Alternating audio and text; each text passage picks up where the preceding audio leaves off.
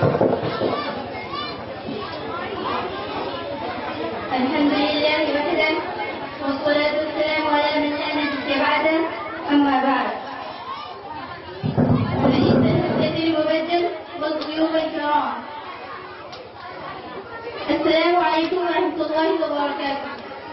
أريد أن ألقي أمامكم خطبة وجيزة مهمة حول الموضوع دور الشباب المسلم في تغيير وجه التاريخ. يا أيها الإخوات، لأن مؤثر الأوضاع الراهنة التي يمر بها الشعب المسلم الهندي خاصة في عهد الهند ليست هي خافية على أحد، فالمسلمون محصورون من كل جهة وجانب، وهم مستضعفون في الأرض، فلذلك يهجم عليهم أعداؤهم من الفترة والحنابل حينا بعد حين، فيقتلون أولادهم ويهتكون أعراضهم ويسلبون أموالهم وأثابهم ويهدمون بيوتهم وديارهم ويحرقون أراضيهم ومسامعهم ويصيبونهم بالخسارات والمضار القادحة ما استطاعوا، فلا يرحمون الصغار الأبرياء ولا يحترمون المشايخ الأصفياء، وبالجملة ليس في مشارق الأرض ومغاربها وأنيافها ومناسبها وفي ولاياتها ومحافظاتها التي عليها يد الأعداء الغلابة إلا دماء المسلمين وجثثهم الهامدة الباردة وبيوتهم المنهدمة ومساجدهم الخرابة ومدارسهم الخاوية وأراضيهم المختلقة ومسامعهم المحدمة، حتى تحولت هذه الأشياء كلها إلى الألفاظ.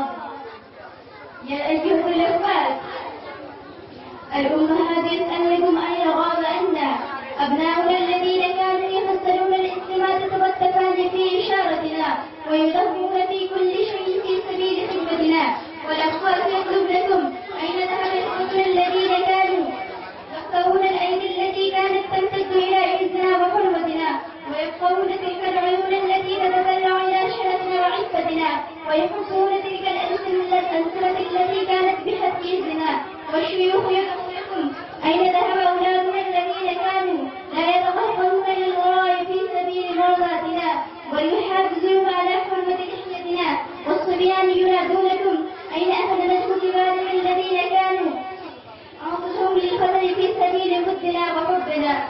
فيا أشبال الملة الإسلامية وآمالها، أين أنتم من هذه النداءات والصرخات؟ ألا تسمعونها؟ ألا تنهزون لإعانة المنكوبين وتقومون لإعانة المظلومين وتأخذون يد الملهوبين؟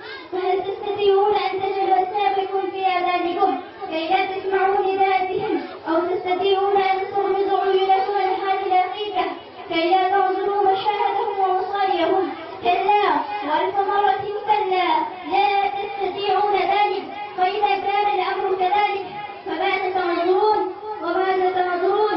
أما حملت المخفى تحب من أصباتكم الأميرة وتستعرض العالم البهيم وتحاول تغيير حال الشعب المسلم الأليم وتحبل وجه الشباب والناشئين، وإلى متى تكونوا عنه غافلين؟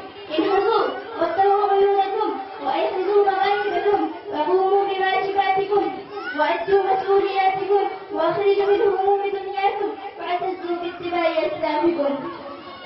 أيها الحاضرون والحاضرات، أخير الله سبحانه وتعالى أن يجعلنا من الشبان الذين غيروا وجه التاريخ ويوفقنا باتباعهم ويرزقنا بما يحب ويرضى. لقد أجاد الشاعر الأدبي إذ قال: شباب الدين بالإسلام عودوا وعدوا